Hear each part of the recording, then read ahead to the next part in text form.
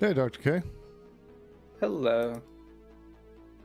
Just in time, my neighbor just finished doing his '80s rock band tribute. Oh, hell yeah. Sounds like fun. Sounds like it. Not necessarily in practice, huh? No, absolutely not in practice.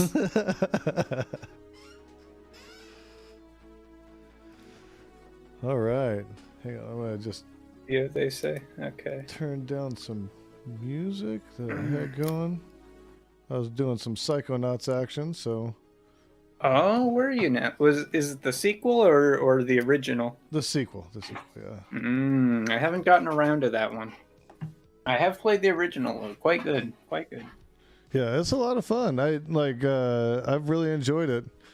Mike says, Mm-hmm. "Hey, Dr. K." We always look forward to having you on. We unfortunately didn't get a whole lot of time to put much together. My daughter got COVID, so I've been contending with that shit. Yeah. And I actually posed a question. Actually, that's actually an interesting thing. I posed a question in one of like my videos recently, like, how culpable should I hold the school, considering that we're in Arizona? They wouldn't flout the ban on mask mandates in order to protect the kids, even though other districts were doing it, even though the federal government said they'd pay for, the funding for the schools and the education, all that stuff. So the question came up is, how culpable should the school be? To what standard should the school be held responsible? You know what I'm Well, saying? do we know where the kid got it? Well, actually, that's the thing. Here's the hitch. She had sent. There was a letter that came home on Monday, saying that there was a student in the class that had COVID. On Tuesday, my daughter was in the nurse's office complaining about like dry cough and itchy throat. The early symptoms of COVID. The nurse had her gargle salt water and go back into the classroom. Yeah, that's not great, is it? No, and so I'm sitting here like, Oh no. I'm like, all right, so not only did she get sick from this student, but now she walked back into the classroom with it, and chances are she got other kids sick with it. Yeah, I mean, there's certainly a serious conversation to be had with the school, I would say.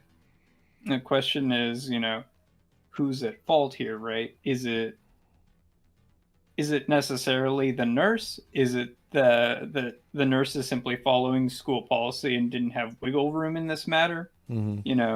What's going on there? There's a Yeah, lot. and I think what it boils down to is it's the culture of the district. I don't think actually. I think a lot of the teachers and the administrators at the school really disagree with what the district's doing, because the district is telling them no, they can't do the mask mandates. They're telling them no, they can't do the vaccine mandates. They can't do this shit. And so I think they're kind of the opinion, this school in particular, not all of them, some of them don't give a shit, and it shows. But her school in particular seems to really try to take precautions most of the time, but it's like this was just a big this was a fail from a mile away, you know what I mean? Like, so it's like, okay, so how, and I don't necessarily, moreover, I think it's the district than it is the school, but it's kind of like the nurse is like, why didn't you just call me and say, hey, take your kid and go get him a COVID test real quick, like just in case, Yeah, it's very strange, everything. And I'm more than willing to admit, like, I'm not a parent, right? I don't have necessarily the context of dealing with the school system from this side of the equation, nor do I know the culture of, Arizona school districts nearly enough to talk about this in any educated way. It's a very unfortunate kind of parallel, though, because I'm in the neighbor state of California, and we're now boasting some of the lowest COVID numbers in the entire country, as far as new cases go. Right. And it's part to do with the fact that like pretty much across the board, at least in blue counties, like it's been taken very seriously, and like proper precautions for the most part have been taken. Now there are certainly points of critique. Let's say Sure. things like back during summer, the malls were opened way too early, as well as outdoor dining was not regulated in an intelligent way. But that is a far cry from what seems to be going on in some other states right now. Sure, sure. Yeah, and I mean, I always equate us to like the Florida of the West, very similar policies on just about everything. So we get a lot of that. So it's been a shit show. Fortunately, she's not having horrible symptoms. She's been doing pretty well with it, So we haven't had too much to worry about, fortunately. But it was just kind of like one of those questions, like, if that was a situation you were in, like to what degree would you be like, hey, school district, like how would you weigh it out? And it's funny enough, even the people that were kind of like not all jumping on the vaccine mandate tip were like, yeah, but still the school district has a responsibility to take care of the kid, so but that was the big news of my week. So it kind of curtailed my like reading of a lot of news and stuff. I happened to catch some of the J6 rally today, which I thought was just, it's sad, really. January 6th referring to? Yeah. Interesting. What's that about? Is it going on in Arizona? Yeah. No. This was in DC. I was watching it. Dylan Burns actually streamed it. And yeah. Okay. No, I'm familiar. It was pretty interesting. I was like, oh wow, this is something else. These guys like. Oh, certainly, but I don't feel like there's a lot to. And this is, I don't know. I'm sort of turning into a Diogenes style hermit more and more every day, but right. I feel like there's less and less to be gained from sort of observing, protests, or not even protests, but like demonstrations.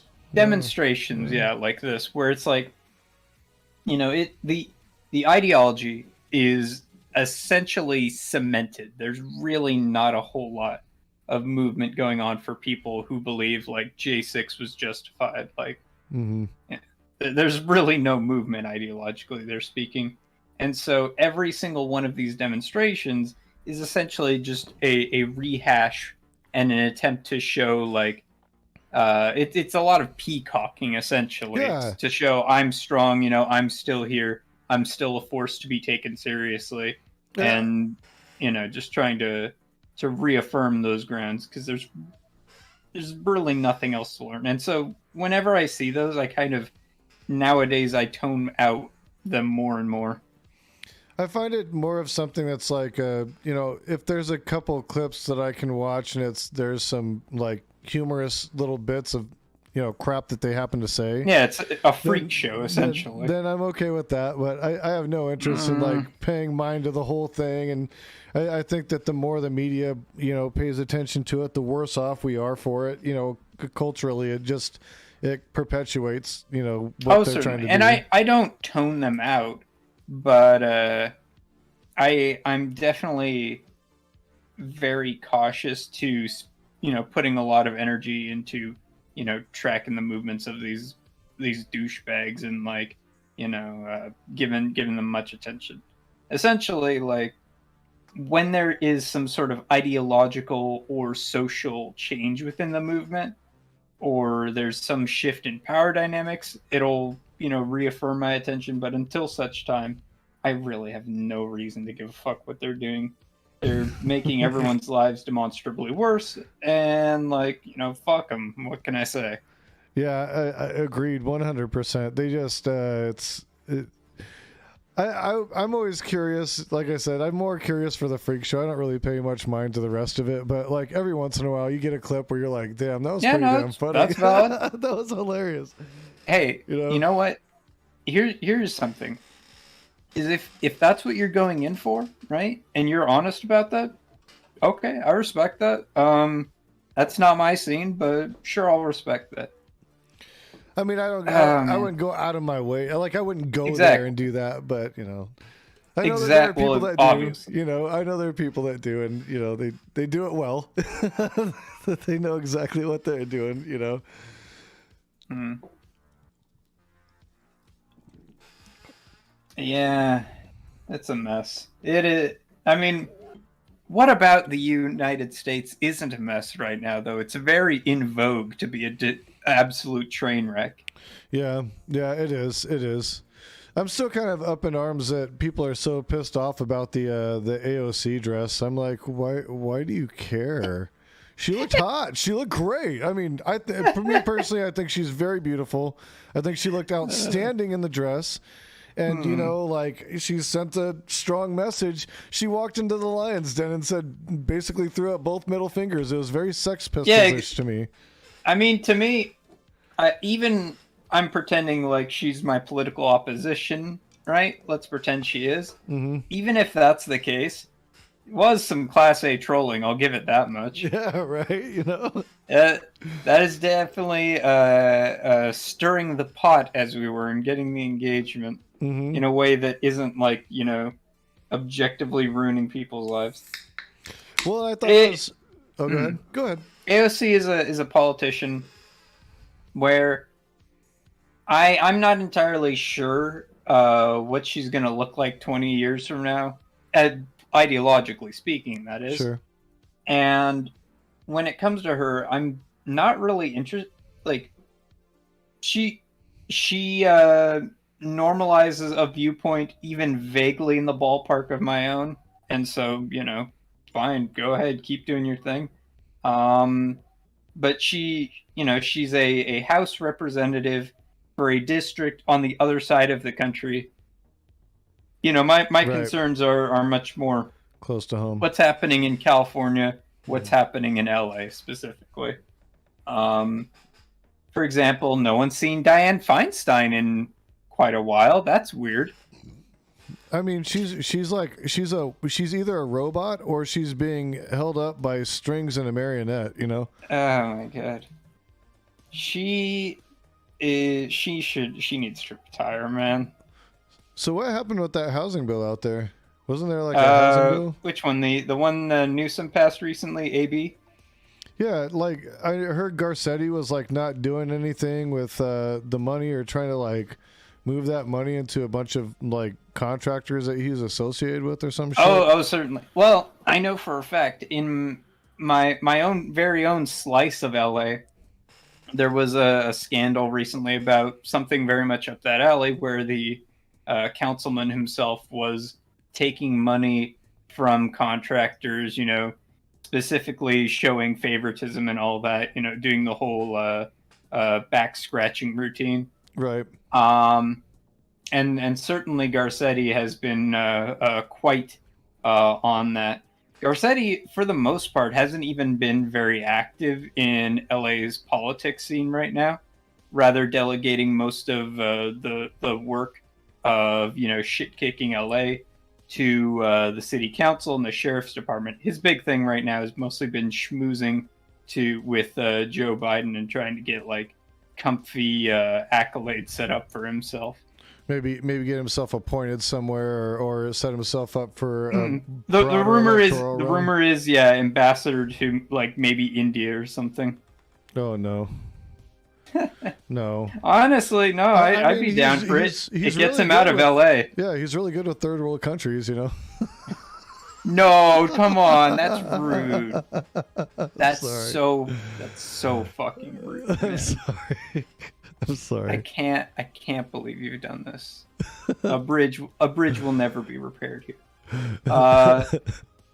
Just saying, he's not helping. He's not helping. Yeah, he's a piece of work. It's very interesting though because he's incredibly emblematic of the exact type of liberals that Southern California just loves to pump out. Just these very corporatist, and I would say that is the emphasizing word, is very new age corporate liberals who they aren't necessarily outwardly malicious in any way. It is simply that the malicious is all done either behind closed doors or with a smile on its face in a way that just really, really fucking burns your hide, man. Yeah, I think it's still this know better mentality that they carry, you know, and that's what the irritating part is it's always like, I know you want this, but here, we're going to give you less than that because we know better, and this is really what you need. You don't need all of that. And it's like, well, that's because you're not living in my shoes, you know? Like, it's that, and the fact that there's just sort of this ingrained need to, like, do essentially the most milquetoast solution possible, and to essentially never challenge anything too much, you know, just sort of implement what they believe to be a more equitable status quo, right? Right. They essentially, the starting assumption is that history is on the right track, liberalism is ultimately good, it just needs some fine tuning.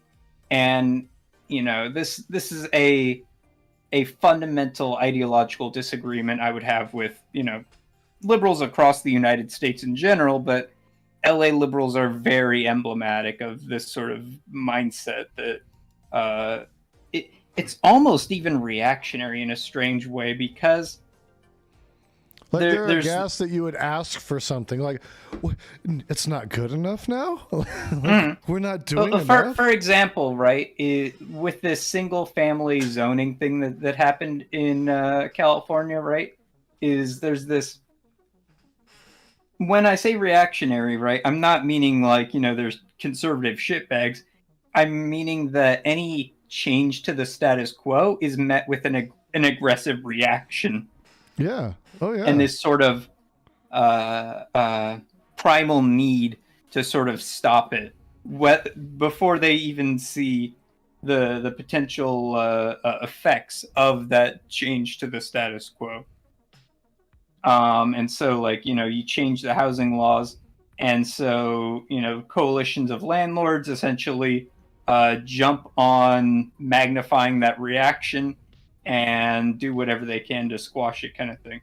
And that's essentially LA politics in a nutshell, is that, you know, liberals have this sort of reaction to change, and one shitty group or another jumps on that reaction to sort of magnify their own less than progressive, shall we say, ends. That said, I love LA.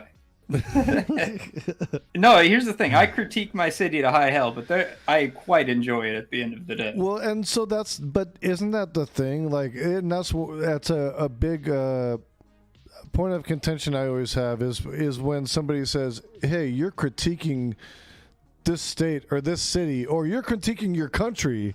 You're un-American, or you don't care about your state, or you don't care about your city, or, you know, whatever it is." And it's like, no, listen, dumbass, the reason that I'm expressing this is because I do care, because I want better for my city, my state, or my country. Is critiquing, you know, your uncle's alcohol addiction, does it mean that you hate your uncle? No.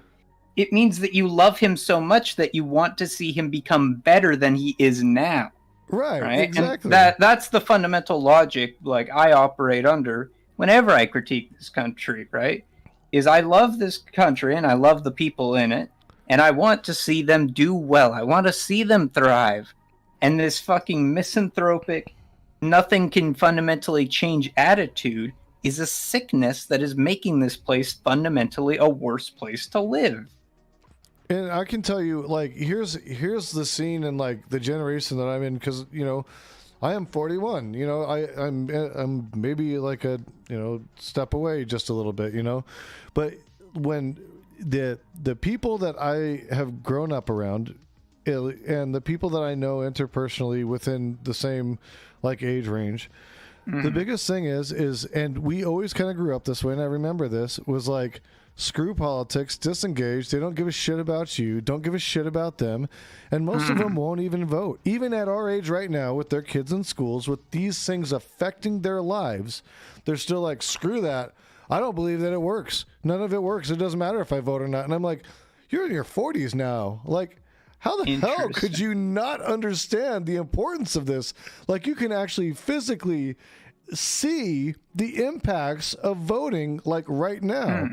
The easiest way to see it is the checks in people's banks that have kids, you know? Like, I don't believe, you know, that voting is fundamentally going to, you know, bring about the end of capital and some sort of heaven on earth, right? But it is essentially a place where political combat occurs, and to not engage with it is to simply concede a battlefield, and that's foolish. Yeah. Why would you do that? Even if you're disenfranchised by the system, where you know, you don't believe it works. It's always like, what was that Pascal's theory about religion, where he was like, you know, why not believe in a God? Because even if I do, I'm going to heaven. If I don't, what's the worst that's going to happen? You know. Now, I don't believe in God at all, but when it comes to voting and stuff like that, you know, it takes, like in Arizona, we have, or we used to have up until all these voting law changes, we had no excuse vote by mail, you know, or absentee, even early voting, no excuse early voting, and you can go straight up into like the recorder's office and vote like I think up to like a month early or something. And so it was no thing. Like, I had no problem voting. It didn't take much out of my day. You know, I got a little sticker. I got a couple hours off work because my works were every place I ever worked was like, yeah, if you go vote, we'll pay you to go, you know, take like 2 or 3 hours off to go vote. And in Arizona, that's a rarity. Arizona don't pay you for shit. Like, if they can get out of paying you, they're going to not pay you, you know? But that was the one thing that a lot of the places I worked for were like, yeah, absolutely. If you're going to go vote, we're going to pay you to go vote. You should do that. It's a civic duty, you know? And, you know, so they had every opportunity. It was even a benefit because a lot of them smoked weed, you know, smoked weed at work, you know? Hey, go vote and go smoke a bowl, you know? Like, it gives you a break and go smoke a big old fat joint before you go back to work or whatever, you know what I mean? Like, whatever your deal is, you know? This Arizona place of employment you're describing seems to fall very outside of the norm of employment, and I will not ask any further questions. Just go to work at a call center. Call centers are full of people that smoke weed all the time. You know what? If I had to fucking deal with people on the phone for 5 hours, you know, I get it. It makes sense. Oh yeah. No, call centers are an interesting place. If you never worked in one, I'd recommend you don't, because it seriously is. It's 6 to 8 hours. Factory farming. It's 6 to 8 hours of psychological abuse, because you get nothing but reamed out by people on the phone all day because they're not calling you because something's going right. They're calling you because something's going wrong. And then if you're a collections agent, you're the scum of the earth anyways, so I don't even want to know you on top of that. But, you know, then, you know, the people that you're dealing with, they're just as bad. You don't think they're going to cuss you out every time you call up their phone, you know? Like, oh, yeah. You know, I cussed out collections agents. Not going to lie, I've done it, you know? I mean... But... You know, so it's one of those industries where like, and it's a big industry in Arizona. So there's a lot of people that are alcoholics, drug addicts, you know, have other like problems. I've talked to a lot of people though, recently that I've worked with in call centers for a while that are now out of working in call centers. And they're like, you know, they were on psych meds and they're like, I'm not even on psych meds anymore.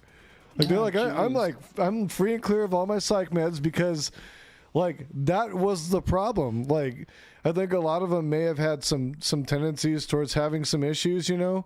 And then, like, the sheer workplace, like, craziness just put them over the edge, because it's also very regimented. Like if you're not there back up from your break, like, within a minute in some of those places, you're getting written up. You know what I mean? Like, it's that bad. So when you're in a workplace like that, it's like...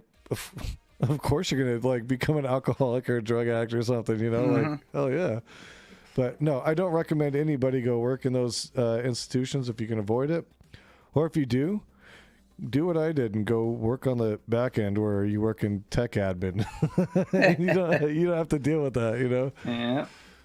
No, oh no, trust me, like the logistics ends of any operation is almost universally one of the better places to work. Um, Almost irregardless of the field. Because it's essentially no one bugs you. It's great. Yeah. Like, I very much enjoy my time working warehouse and would prefer that to working front end most of the time. Now, I will say the occasional customer interaction, if it's something where the customer interaction isn't guaranteed negative, can be nice. But yeah, you know, if you're working like retail or something, you know, seeing a customer maybe once or twice a day is not too bad. Which, no, hey, if you're working warehouse, that's about how often you'll see him. yeah, yeah. I've worked in a lot of crazy places. I used to work graveyard at a gas station behind a weekly rate motel. That was a lot of fun.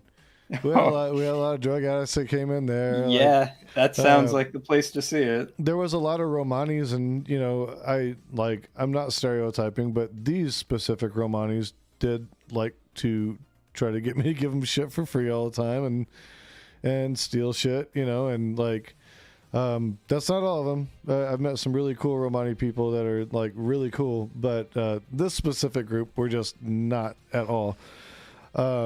And they kind of made my life hell because I forever was having to walk around the store every time they come in because it's like, what are you going to take? And then you'd have the people that were like really hard into drugs and stuff, and you know, alcoholics and drunks, frat boys coming in, you know, trying to get you to sell them beer after like beer o'clock, you know, and you're sitting there like, oh.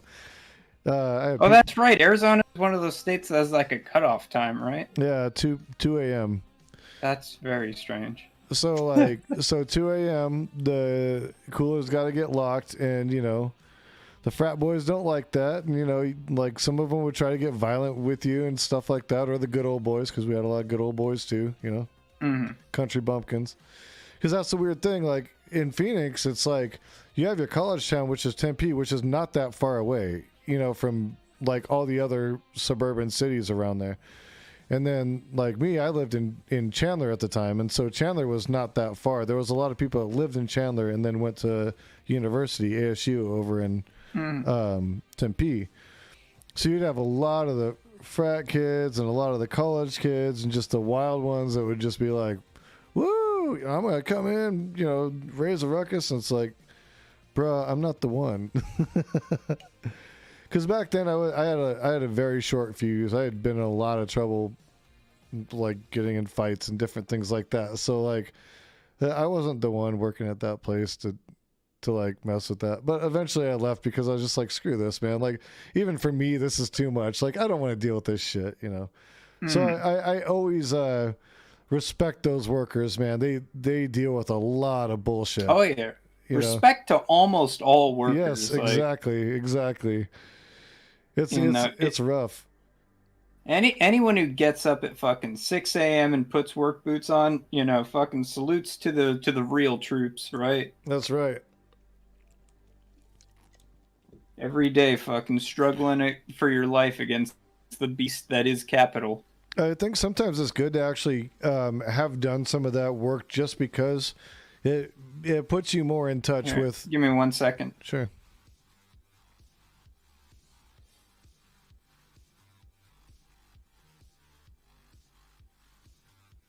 Sorry, I had to... Thought I heard like an animal outside my window. Ah. Mm-hmm. But no, it is good to work those fucking types of jobs. You know, the term builds character may be a bit overused, but genuinely, some of these... Forgive me, I did research at a college for a couple of years, right? Mm-hmm. Some of these snobby fucking liberal college kids could really do with just fucking being put in a shitty job for a couple of years. And I suppose that's borderline even reactionary of me, but I do believe that hard labor does build character, and it makes you understand that systems do be fundamentally broken. The best way to understand anything, right? Whether it be learning how to do surgery, chemistry, anthropology, right, is to be hands on with the subject in front of you, right? Right. Yeah. Yeah. And I would say, understanding the faults of a social system like capital, it is always most clear to you when you have seen these faults firsthand and are directly touching them, right? um you can only criticize capital so well from a textbook. Yeah. The lived experience changes it. It definitely changes it. It adds a sharpness to it, I think, Yeah. is the most interesting part of it. And I think I think that we talked about this before about how anecdotal stuff is good, but it's only good so far as you've got the statistical data to back it up. But yeah, we talked about that how that does add sharpness to what you have to say, your argument, where you're at. My friend in chat here, Casey Heels, is saying, does Dr. K stream because she's dead ass based? I mean, I hate the term based, but thanks for the compliment. No, I currently do not have I think I already talked about this last time, but yeah. like I do not have a computer that can handle streaming right now, so I'm unable to do that. So instead, when people ask like what do you do, Dr. K, it's like, unfortunately, I tweet. I would also whenever I'm asked like to plug an org, I'm gonna immediately plug the IWW because I just do that almost like instinctually. Shoot, I didn't know I wasn't following you. Holy crap. All right, now I'm following you. Now I'm following you on the Twitters. Unfortunately, Twitter sphere.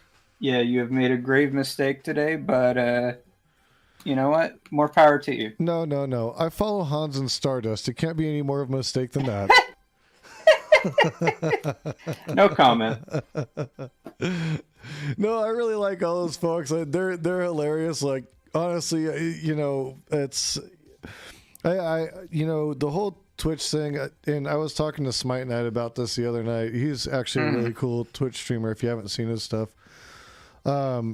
it's a part of this is always some level of entertainment. And of course, some people do it really well, and can make it engaging and kind of fun and funny. And I honestly find them kind of fun and funny, I don't always agree with them. I don't agree with them a lot of times on certain things, but, I do, the engagement's fun, so I enjoy that.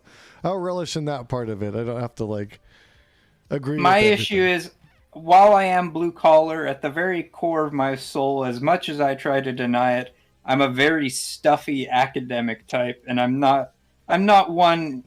I don't know. For me, I very much keep my political interactions and my entertainment actions separate for the most part.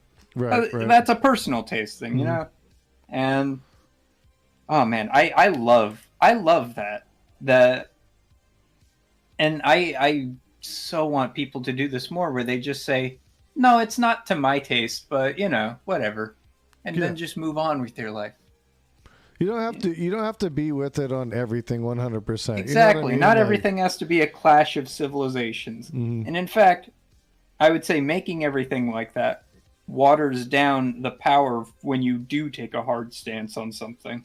So, yeah, you're right. And I've had that conversation in my chat with some people, because there are some people that'll pop in that are very much more to the right than me, have completely different ideologies, and they're like, oh, well, you're not booting me because I feel this way. And I'm like, well, unless you straight up go on some Nazi shit or say some totally bigoted crap that I absolutely is intolerable and doesn't deserve attention, I'm not going to sweat you for it.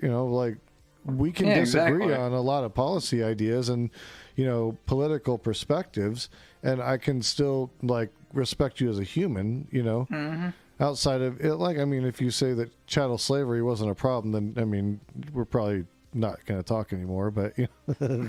Yeah. I mean, the big three, right, is are you willing to listen? Do you treat your opposition with dignity? And are you willing to change if presented with new information? Right. As long as those three are true, like I'm almost anyone can chill with me. Likewise. There are, yeah, we all have the hard cutoff points, though, of course. Yeah, and anyone that would oppose drug legalization, I don't know. I have questions. Okay. Interesting. Obviously, I'm for. When I talk about drug legalization, I always emphasize the success the Portuguese model has seen, and I emphasize an adaptation of their model on it. Well, what is it the Prime Minister said? He said he successfully he has successfully made drugs boring for the youth. There you go. That honestly though, that's how you do it. You make them uncool, and suddenly, like, people don't fucking do them. Exactly. Like, it's not a bad strategy. Listen, I'm in a recreationally legal state, and I have a medical card because I have some serious back problems. But like, I've been upfront with my daughter about my marijuana use. I tell her, I'm just like, listen, this is what it is. I used this way before I could ever get a medical card. I got in a lot of trouble for it. I even was incarcerated for it. But and I never want you to have to go through that. But I want you to know that for me, it has healing properties. I think that you should not do this. I think that you should. This is something I've resorted to as a result of now, like, medical issues, whereas before it may have been recreational. And that I wanted her with a clear head, and kind of explain to her, like, the way the brain develops and how, she's got at least until about 21 before her brain fully develops. And it would behoove her, at least through her, educational career, to try to abstain as much as possible, But I also told her not to be scared to ask me questions if she does decide to do it, because you know what? I don't want her to be afraid to tell me, Exactly. At least then I can be there to, like, say, dude, all right, I warned you, and that's and help. Yeah, that's the it. good attitude on drugs in general. Is like, ultimately at the end of the day, if you're dealing with something that can be dangerous, you want someone to be there. And the best way to drive people away from seeking solutions is obviously to disincentivize it by criminalizing it and to add a fear element to it all. Right.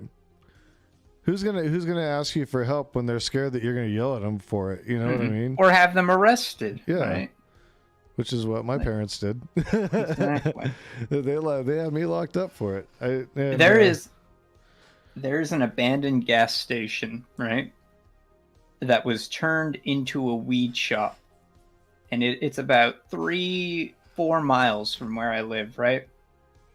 And it has this lovely mural of what is his name? Super Mario, I think, right? And he's in a gangster-esque mobile, and he's whiffing what we would consider a large roach cigar, right? A huge like blunt, a blunt right? Cigar, yeah. Exactly. He's absolutely obliterating it. And this place, if I wanted to, delivers via fucking Uber and Grubhub if you wanted. And the fact that California, the glorious state of California, has made this a possibility has in fact made me less likely to smoke. Right. Like, well, it's kind of like when it's everywhere, it's like it was cool before, like it's kind of edgy, Now it's just like, all right. Not me. I smoke a lot. I'm not gonna lie. Now the guy with the fucking Rick and Morty vape does weed. Like, no, I it's no longer cool. I'm sorry. I'll let it be known I do not have a Rick and Morty vape. I've never owned one and will not own one. It's weird because Jason, you do seem like just the type.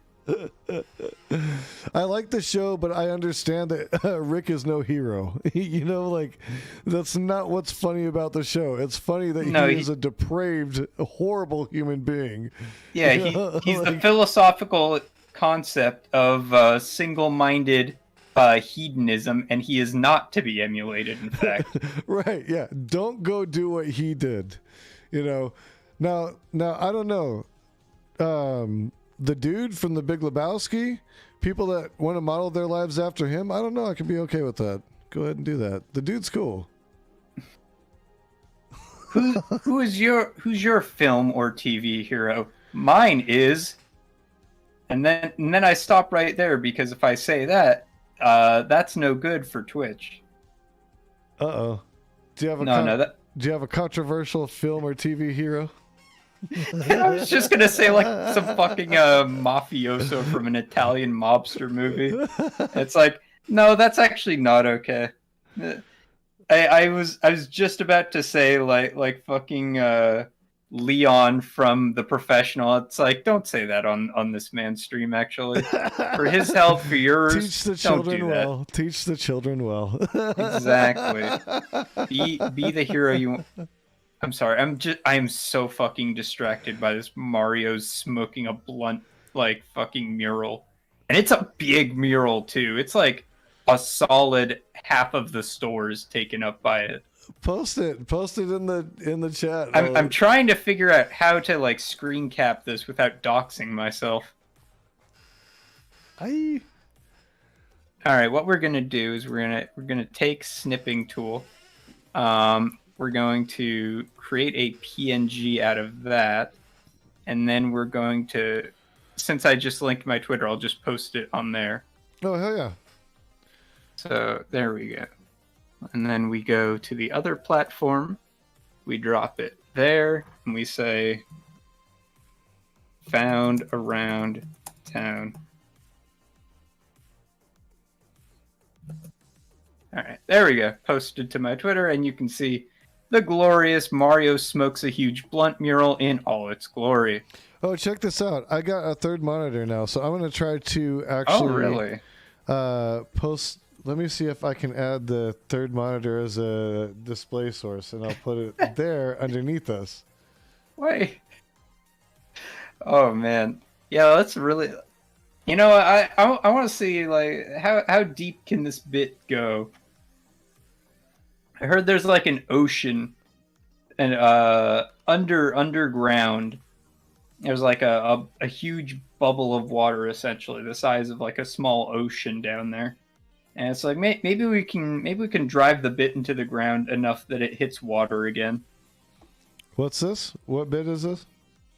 Yeah, the Mario and Waluigi blunt smoking bit.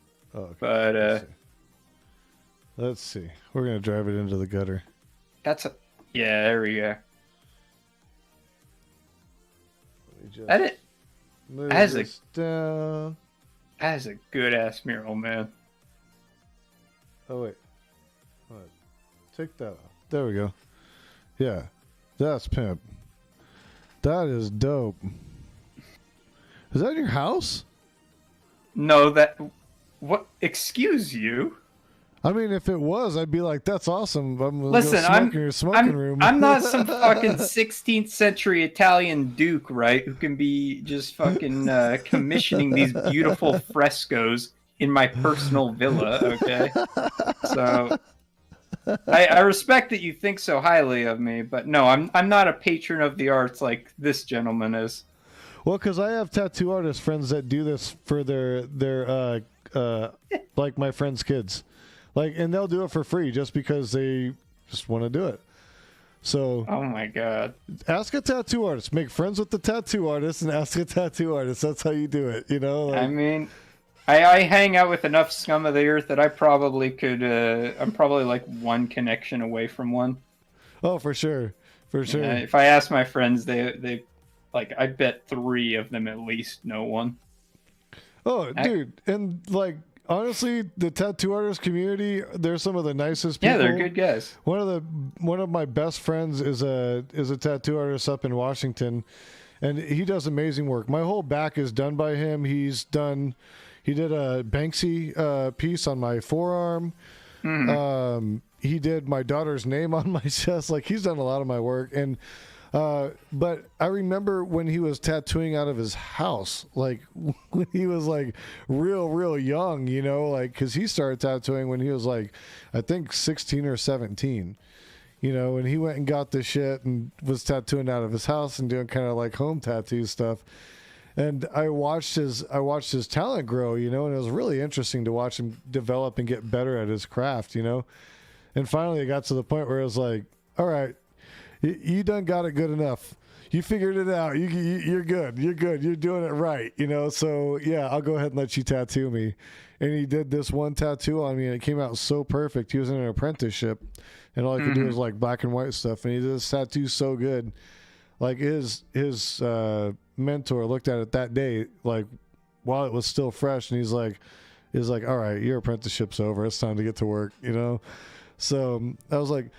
Then that was like, so after I'd seen his work and gotten that one, and then that happened, and I'm like, shit, he must be real good, because his tattoo artist, his mentor, was this guy that goes around the country and not only talks about tattooing, but like the history of tattoo and like all the way back to its origins, you know. So not only is he a very good tattoo artist, he's also like a scholar on the art of tattooing, you know, and going all the way back to its history and its roots and stuff. And I'm like, you can't get much better than that. I'm like, all right. So he's been my dude ever since, you know.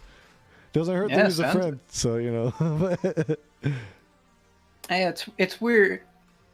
Something you said earlier that sort of stuck with me, and I kind of was chewing while you were saying that, is like, the whole thing about like, oh yeah, tattoo artist community, like they're good guys, and it's like, of course it seems to be like whatever community we were taught as kids were like filled with bad, scary dudes are like the kindest people, and the communities that are supposed to be like, yeah, your local hero, your local friend, like, are just a bunch of assholes. And it almost seems like fucking universally like true. Like stockbrokers, cops, all bastards. Yeah. And like the guys who get on the bus at fucking 3 a.m., the meat packers, you know, the fucking like tattoo artists, like they're all stand-up dudes, the most of them. It's all the ones that look rough around the edges, you know. They look rough around the edges. I don't know if we should trust them. You know, like, well, because a hard life seems to either break you or like turn you into someone who, you know, has real empathy, like the true kind of empathy. Yeah, I think that's what it is for me. Sometimes I get really angry and kind of like pissed off, and I know it relays in some of my streams, and you know, even when we're on those panels and shit. Hey, I'm an angry person. It's all good. It's because I give a shit about people, and I don't understand how people don't give a shit about each other. Like it pisses me off to no end. I'm like, how can you not care? Like how, like you know, I like the contrarian approach that Doobie takes, just because I think he does a lot of it as an exercise, but I can't stand the lack of empathy that he shows for people. And I'm like, how on earth do you lack that much empathy? Like how, my brain, my body, like everything in me cannot conceive like caring so little about people as some of the shit that I've heard come out of his mouth, if he really believes it, you know? I mean, my thoughts on the matter are pretty well documented. There's not a whole lot of reason for me to expound much more upon it. I think anyone who's an ardent like Dr. Chaos knows kind of what I'm about on that scene. Yeah. Where it's like, yeah, actually empathy and helping people, it's good. It's great. You should do it more. Yeah. Wait, where did we come to that like that's not the norm? Like I feel like even in the 1950s, if you really look at it, like the evangelical Christian movement, they were actually more about helping people than what they are now. Now, there was the last time the race, evangelicals but, were good was back when they were, in fact, the fucking silent, I miss the days when the evangelicals thought politics was too dirty to get involved in. Because you know what? They're fucking right, and they should have stayed out of it. I do agree with that. 100%. No disrespect to evangelicals, but I do not, in fact, think that your opinions on a lot of these matters need to be added to the conversation in the form of like a hardline lobbying group, and that just sort of voting in your own time is completely acceptable. Yeah, no bullshit. Yeah, 100%. It's so hard to have. It's so hard to really have much to push back with you against, because I agree with you 100% on like almost everything. If anything, you just educate me more on why I should feel that way, and I love that. I certainly do have positions that I take that do get me some big flack, but what's your hot takes? What are your hot takes? Well, I'm not an idiot, and I know not to bring them up unless directly prompted on them oftentimes. But if you want some of my more hardline takes, right, is I'm very soft foreign policy wise on rogue state actors, groups like North Korea and Iran. I argue a much more collaborative viewpoint sort of on. Mm-hmm. And oftentimes it stems from a historiographical like study of like why and how the state got to this point, and why sort of the bridges of trust that nation has with us being non-existent is actually a pretty logical stance for them to take, given how we got to that point. Other like sort of more interesting positions I sort of advocate for that get me some flack is like I advocate for breaking up large systems of power. So you understand, like in the 20s and 30s, right? There was a big push to break up monopoly companies, right? Because it was found that having a monopoly on a business, produced worse results overall. And the issue is institutions are not as different as we like to think, right? Mm-hmm. Nations are a state. Sorry, a nation is a different concept. A state behaves a lot more like a corporation than we like to think it does. Oh, and sure. the similar like rules of engagement apply where, yeah, in fact, a state having a monopoly, too much of a monopoly in like the politics of a region is bad for that region because there is no competition in place. One of like the more interesting theories I subscribe to on this, right, is, and obviously colonialism plays an inextricable part in all this, but like one of the reasons why modern European states, are sort of more equitable than a place like the United States is because if a European worker does not like his conditions in one nation, it's much easier to sort of work or live in another and do their business in another. Whereas the U.S. is so large and has so few neighbors that it, politically speaking, functions similar to that as an island nation would. And so, once if conditions are shit in the U.S., there's not a whole lot of options to really get out of that. And so, yeah, I advocate for the breakup of large states, for instance, and large regional power blocks. So things like NATO, like Russia, like China, like the US, I advocate for breaking them into their smaller constituent atoms, essentially. Right. Which obviously... So do you think California should be broken up? Or do you think that should be considered a country of its own? I mean, California, in terms of like size and scope, is very similar to at least Chile in my mind mentally. And so like I see no too big of an issue with California simply being its own independent state. Right. But obviously, you know, there's arguments to be made for and against either direction. I know there's that movement in like Northern California and like Inland California to like split it up because they feel they're too far right for the state's politics. Oh, yeah, you're talking. There's two groups that kind of preach along that line. The Jeffersons, who want their own independent state of Jefferson, and they're complete jokes, and you can pretty safely write them off. And then you just have like the right wingers in Eastern California that want to break off into whatever less liberal state is to neighbor them. Oftentimes, like it's go to Nevada or Oregon or even Idaho. Yeah, I know even people in Oregon are trying to separate off into Idaho. Yeah, that greater Idaho thing is very interesting. So And then you just turn Idaho into a huge state. Like what? Then what changed? You know, like. I mean, here's the thing.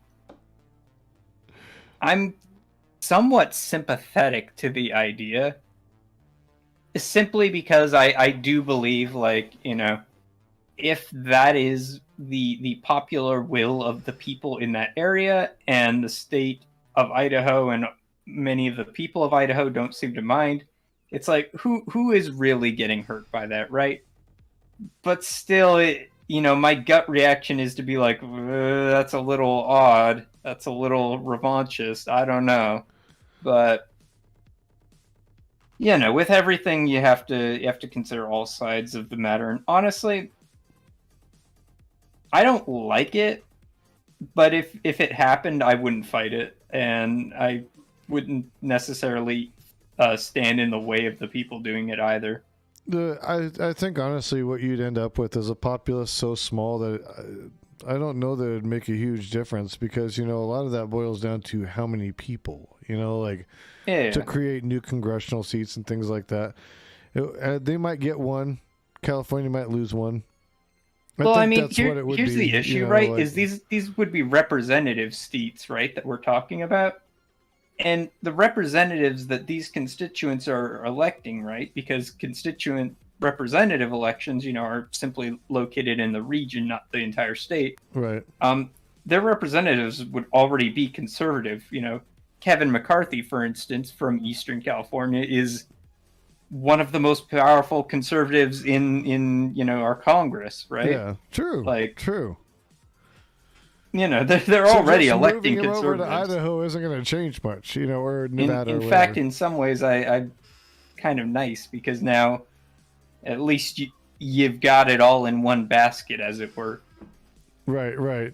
It's easier to work from that perspective than having the mixed bag of, you know, very, very, well, and I mean, moderately liberal people to very conservative people, you know. Ultimately, what is a state but a line on the map?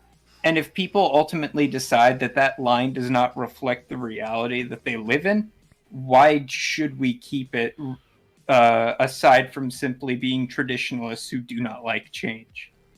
Right. Yeah. So, and I don't know. You know, yeah, we talk progress, and that's one of those things that even progressives are like, no.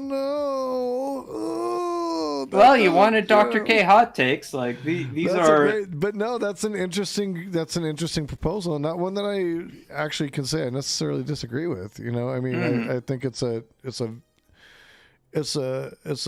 valid idea to explore. I think a very interesting one. You know, should states be smaller? Do certain states have too much power over, you know, everybody else? Do nations have too much power over, like, what happens globally? You know, I mean, well, yeah. the issue is this, right? Is, you know, ultimately someone is going to have power, right? I'm not so much an anarchist as to believe that we can fundamentally blow up hierarchy as a concept on a you know, statewide level. I believe that, you know, the state and institutions similar to its function will always exist And maybe that even makes me a bad communist, who knows? But ultimately the question is, who will have power in these situations, right? And the main two groups that are capable of exerting power right now are that of the state and that of the corporation, right? And so, and then you have the third estate, which is that of grassroots organizations, unions, for example, count amongst these. But obviously, that third estate is by far the weakest. And so the question ultimately, right, is I want to empower that third state as much as possible, right? So how do I decrease the power of one of these estates, right, without having the other one that does hold power sweep in and take its place?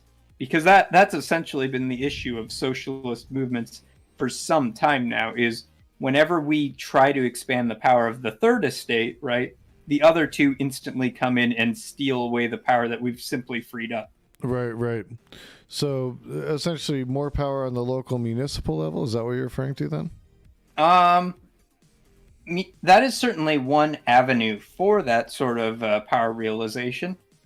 And I would say that, yeah, ultimately we want to see a increase in the power of the locality over that of the state and of the federal.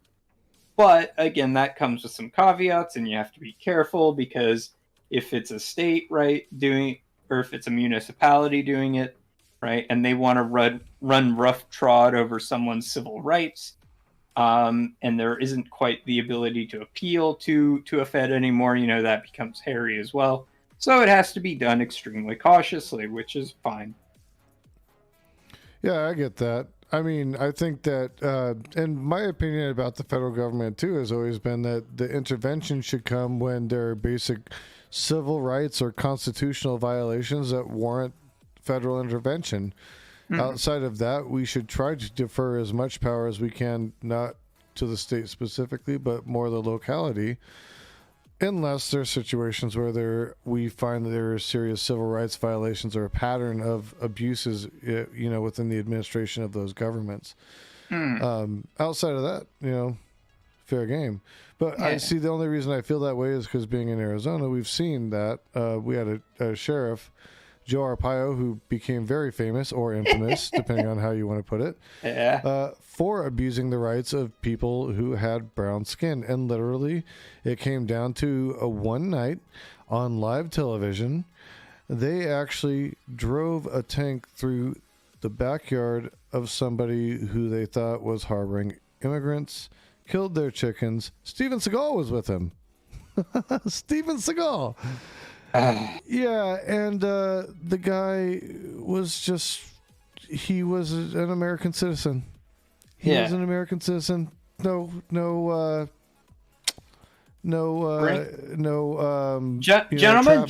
let us, the true way to achieve justice in the United States is clearly 3 a.m. raids backed up by washed up action stars.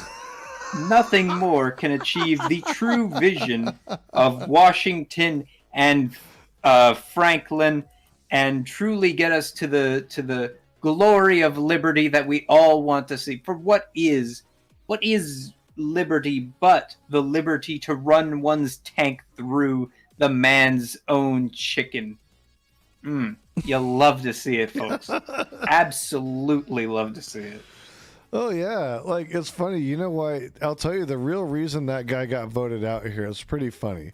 The reason he got voted out here was because the fiscal conservatives were like, his lawsuits are costing us too much money.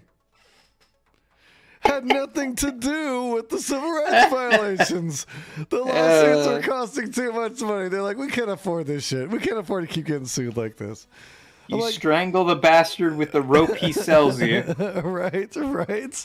Arpaio gave you the tools you needed to get him out of office, and you just used them. That's all you did. I ain't mad at them for it.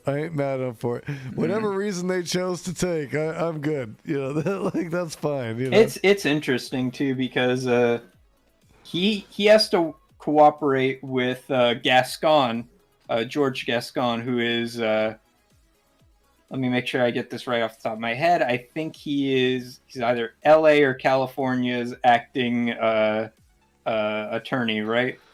And man, I'm gonna get so much flack for making the mistake of one of those two. But essentially, Gascon takes a far more liberal approach than Arpaio, and it's very interesting to see them sort of ideologically butt heads and see, because you look at the states, right, that run along the border. Well, who we have now? We don't have Arpaio anymore. No, it's changed since then, of course. Yeah, we have Paul Penzone, who I think was actually a sheriff in L.A. County or something at one time. Which I'll tell you how what, much better that is, but it's better than Arpaio. Fascinating. Almost none of LA's sheriffs actually live in LA. It's kind of crazy. Are you serious? Yeah, no, almost all of them come from out of city. That's crazy. Like how? I mean, you'd think that in order to run, they would have to be at least live in the city. Oh no, man. The sheriff of LA right now, he's really going on a tear, man. Like I don't know what's up with him. Villanueva, that's him. Villanueva, right, has always been taking sort of impressively right-wing stances for even existing in LA. But like the extent to which he's been protecting groups like the Proud Boys and like covering for the sheriff gangs, it's really just kind of getting out of hand with that, man. Oh man, I really hope he is firmly kicked out of his office and never returns, man. Yeah, well, we gotta stop excusing cops who co-opt these racists. I mean, or militant righties. You can say racist or militant righties. I think it's fairly interchangeable on some level. I don't know that Villanueva is a racist. I don't feel like 100% firm in making that claims. No, I'm not saying that he is. He's just co-opting them, by allowing them, protecting them for sure. Villanueva is just extremely reactionary. It was crazy. They're like the Proud Boys essentially, like they were doing street brawls, right, in front of the fucking like sheriff's office, right? And the cops don't get involved. And then afterwards, like there's like full-on tweets put out. By the way, we can see your Twitter. There's full-on tweets put out by a Villanueva where he's like, "Hey man, the outside agitators and these other guys," and he was referring to like the Antifa people as outside agitators, right? Right. And these other guys, and he sort of was vague about it being even the Proud Boys, like started a fight out here. We condemn both sides. It's like, fuck you, Villanueva. Like, stop both-sizing things. What is the deal with doing that shit? Like, it's so old and tired, and it's bad faith. It's completely bad faith. And the fact that he has taken no hard stance, like no aggressive movement to challenge the like full-on, sometimes neo-Nazi gangs that exist within the LA Sheriff's Department, it's fascinating. There are these guys, there's like the Jump Out Boys, the Banditos, the Linwood Vikings, and they're just full of a bunch of fucking like power-hungry creeps who like fucking brutalize civilians for the fun of it. And he's just like, I don't see nothing, sorry. It's like, have a... either you have no spine or you have no morals. And either is a condemnation of you. See, here traditionally, like literally, you would see Joe Arpaio, for example, like, and this is an example of the mentality of the cops here. He would walk up to like the Nazi protesters, like seriously the straight up Nazi ones, and like shake their hands and like take pictures with them and shit like that. And it's like, whoa. I mean, I was at SB 1070 protests. Okay, I'm like I said, I'm old school, and like I watched this shit happen, and I'm sitting here like, this is the sheriff, and he's going up and shaking hands with white supremacists. Yeah, like in the garb and shit, and like this is not a thing. Like what? Like, yeah, and well, we're the crazy okay thing, with this? yeah, the crazy difference, right? And I'm not trying to defend either of their actions, right? But Arpaio was at no point trying to hide the fact that he was buddy with these guys, right? No, not at all. And I don't know if it's better or worse that Villanueva just fucking never, under any circumstances, admits to how fucking, like, cushy he is with these guys. It's pretty gross if you ask me. Like I think that it. I mean, you could argue that maybe Arpaio's a step better because at least he's owning it. But you know, either way, it's a nasty ass way to conduct yourself politically, and like you're not caring about the people that you're working for at that point, because you know what, these people. That's the whole thing. Okay, so I like. The thing with me is like, you know, yes, you should be harder on like say Nazis or like white supremacists or like these types of groups, and maybe you should be on like Black Lives Matter, but there's a reason for that. They are not the marginalized community. What they are trying to do, their whole aim, their whole purpose of being out there is to oppress another community. They're not there. There is no. Their purpose is not to free. Is not to create, you know, a better environment for, or otherwise substantiate a marginalized community. They're not out there to fight for a certain right. They're out there to literally, like, express and advocate for the continued, like, hurt of another, you know. Exactly. This is why you cannot simply judge a group based on its actions, but rather you have to take their ideological goals and their actions as a cup for cup, right? You have to consider both of them when actually, like, engaging with and like understanding and condemning or aligning yourself with varying groups, right?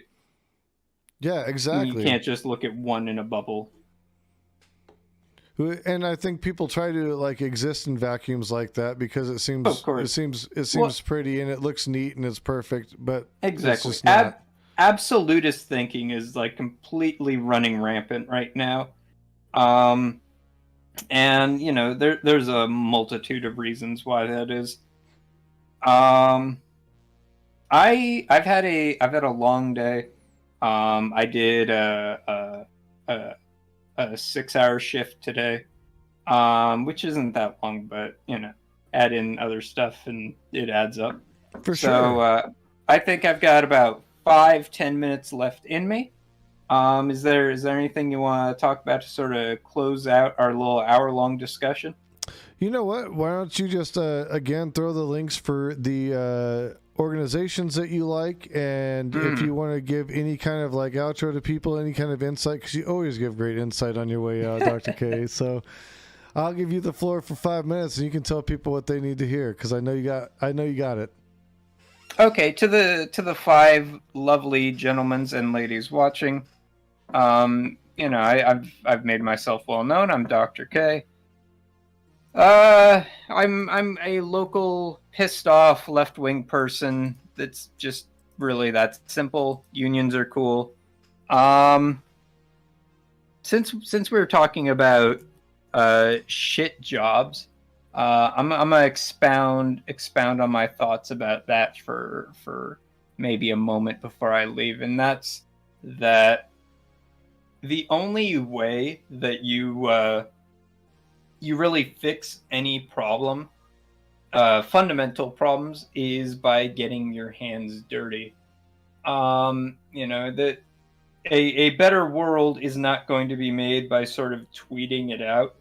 And so, to left-wing people, right, I would advocate, sort of figuring out what are the direct steps I need to take to increase the democracy, or the equity, the equality of whatever situation I'm in, whether that is that of housing, it's that of labor, and the interesting thing is this, right? Is the best union organizer, right? Is not, it's strangely enough not someone who hates their job. It's not someone who's like outwardly and aggressively and constantly critical of the systems that be. Rather, the person who is best at getting the goods in a union situation is someone everyone likes, everyone looks up to, and everyone relies on, right? Because if you create essentially a web around you of, the managers and your fellow workers being reliant upon your labor and trusting that your labor is that of high quality, right? It means that when shit hits the fan and you want to start changing things for the real, that is when people will listen to you and you can get shit moving.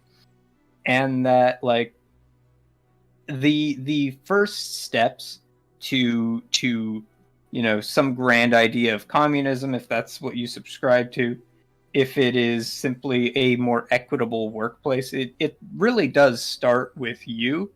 And it starts by reaching out to unions that organize in your field. It starts by reaching out to your coworkers and creating real, and I'm talking not just professional, but like real friendships with them, where like if something goes wrong for you or for them, you can rely on each other.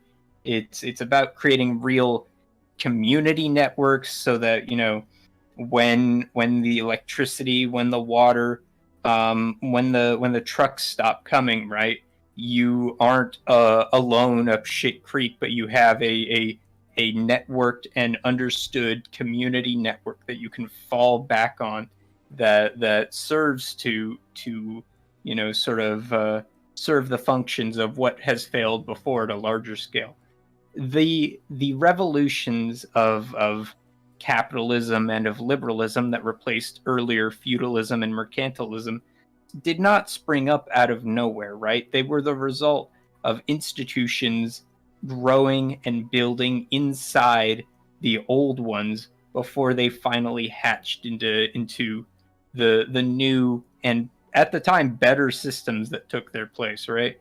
And so it is through the cultivation and the creation of these new systems existing within the old that we will be able to build something better and brighter for our kids and for the future generations that come along after us. Awesome. I think that's a good little rant. I think that's a great little rant. Dr. K, we are always happy to have you. Thank you so much for joining us tonight. And as always, I'll probably see you on a panel here or there soon. Yeah, of course. And you are always welcome back anytime you want to come back. Even if there's something that's just bugging you and it's picking your brain, you want to come back on and talk about it, let me know. Certainly. I always appreciate your friendship, Jason. It's nice to hang out with you, man. And have a good one. Join the IWW and have a good night. All right, you too. Take care.